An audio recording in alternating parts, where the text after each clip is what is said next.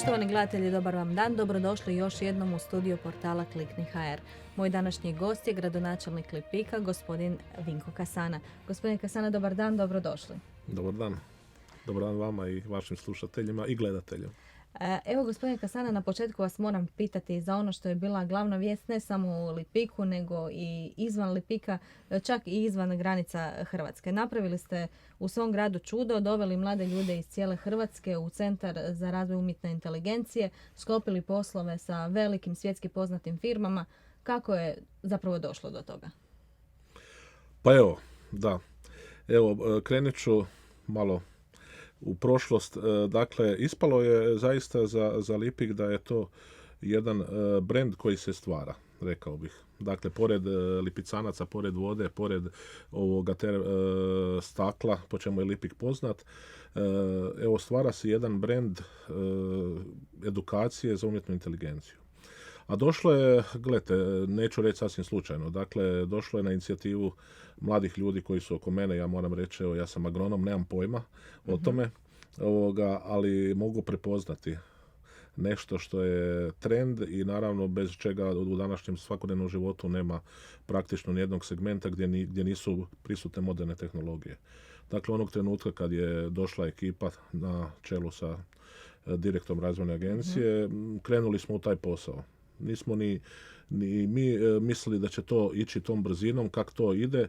Dakle, već kod same objave natječaja, kad se na 25, odnosno 23 mjesta objavilo preko 200 kandidata, vidjeli smo da je to prava stvar. Stigli su vam ljudi iz Dubrovnika, sa istoka zemlje, sjevera, zapravo iz svih dijelova. Prva generacija je završila obuku i već ste sklopili suradnju sa Microsoftom i nekim drugim velikim tvrtkama. Tako je. Gledajte, u svakom poslu koji u ovome morate imati sreću. Dakle, mi smo imali sreću, to moram reći. Prvo smo naravno obišli sve institucije koje se bave s time, fakultete, dakle institute, i vidjeli smo da zaista to je nešto što ima prođu i što je budućnost, ali isto tako imali smo sreću što smo našli najkvalitetnije profesore koji su došli, jer naravno bez toga nema ništa. Dakle, evo i ovom prilikom zahvala svima onima koji su tamo, koji prenose svoje znanje, a bila je namjera i to smo uspjeli na jednom mjestu.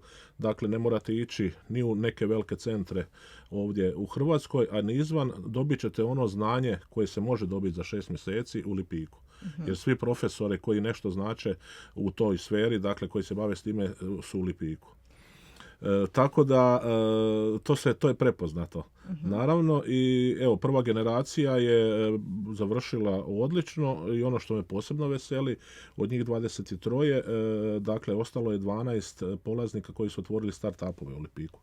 To je ona sljedeća stepenica koju mi želimo, dakle ne samo školovati te kadrove pa da nam odlaze, naravno, jer već velike firme, rekli ste i sami, dolaze u Lipik. Hvala Bogu da je tako. Već smo potpisali nekakve ugovore. Dakle, ali ono što smo zainteresirani, da ti mladi ljudi ostaju u Lipiku, da ondje rade, da ondje osnuju svoje obitelji. I evo, to smo uspjeli sa prvom generacijom, a evo i druga generacija sad je u tijeku, tako da mislim da će biti isto tako. Sjajno. Evo, spomenuli ste mlade obitelji. Zapadna Slavonija zapravo u posljednjih nekoliko godina doživljava pravi mali baby boom. Lipik nije iznimka. Ove godine ste otvorili jedan dječji vrtić, već planirate izgradnju novog. Pa da, evo, je i ekskluziva. Ne samo da planiramo, nego smo napravili i građevinsku dozvolu, dakle svu projektnu tehničku dokumentaciju, i ono što je jako dobro, to je da stojimo, evo, prijavili smo već na mjeru 741 i stojimo jako dobro. Tako da, evo, i ekskluziva, evo, i građanima Lipika i onima koji su zainteresirani za to. Specifičnost je toga, s obzirom da smo mi termomineralni grad. Dakle, naš vrtić će imati bazen. Sjajno. Evo, to je nešto što, naravno, za malu djecu već od samog početka je, što se tiče zdravlja, dakle i sporta, svakako dobro. I evo, to su zaista stvari koje nas vesele. Uslijed svih onih opće atmosfere, odlazaka iz Hrvatske. Dakle, evo, mi u Lipiku zaista imamo povećanje broja djece. To se vidjelo i u našoj osnovnoj školi se vidi, dakle, prije nekoliko godina imali smo problem, dakle, da li smo zatvoriti neke razrede, sad se i otvaraju novi razredi, dakle, obnavlja je i škola, ali evo, i otvaranje vrtića u Poljani ove godine, ali pokazala se potreba, dakle, otvoriti još jedan vrtić, napraviti u Lipiku. To su slatke brige, vjerujem, To za se gradonačelnika. Naravno. To jedino ima smisla. Dakle, sve ovo što radimo materijalno nema smisla ako nema života, ako se to ne koristi. Tako je. Gospodine Kasana, Lipik je u Domovinskom ratu poslije Vukovara bio najviše uništen. Posljednjih godina se dosta radilo na uređenju, revitalizaciji raznih objekata. Sad ste nekako krenuli u samo srce grada, tu povijesnu jezgru i kroz projekt Terme Lipik i na druge načine. Što se sve radilo ove godine i što je još u planu za iduću? Da, evo, nažalost, Lipik je doživio u Domovinskom ratu zaista velika razaranja. To smo imali prilike sad vidjeti, imali smo jednu prigodnu izložbu, razrušeni grad, i mi koji smo bili sudionici toga i koji smo to vidjeli prije 30 godina, nekako su nama te slike izblijedili. Sad kad smo to vidjeli, sve to s ove pozicije izgleda nekako nestvarno. Ali doslovce Lipik je bio u pepelu. Dakle, ali evo, ono što je najbitnije, mi Lipik obnavljamo i Lipik je sad nekakav drugčiji grad, drugi grad, moderniji grad, ljepši grad, dakle rekao bih čak i ljepši i prije Domovinskog rata što je bio. Ono što ne možemo vratiti, to je nažalost 322 poginula branitelja koji su na području Lipika, ali evo njima naravno odajemo počast kad su ti prigodni datumi.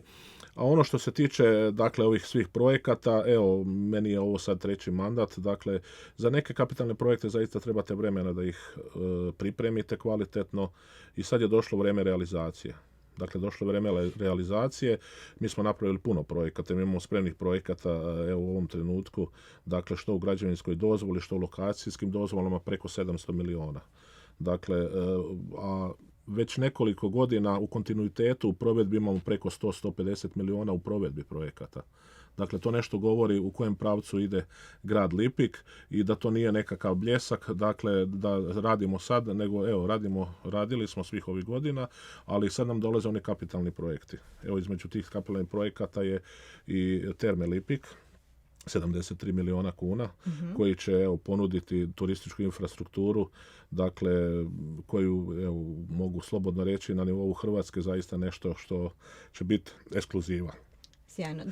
Ovi naši sad koji nam izvode radove, dakle i što se tiče multimedija, rekli su mi da je ovo najzahtjevniji projekat što se tiče multimedija i svega toga u ovom trenutku u Hrvatskoj. Tako sigurno da će to onda biti nešto, ali evo, prepustit ćemo to kad bude gotovo. Neka bude iznenađenje.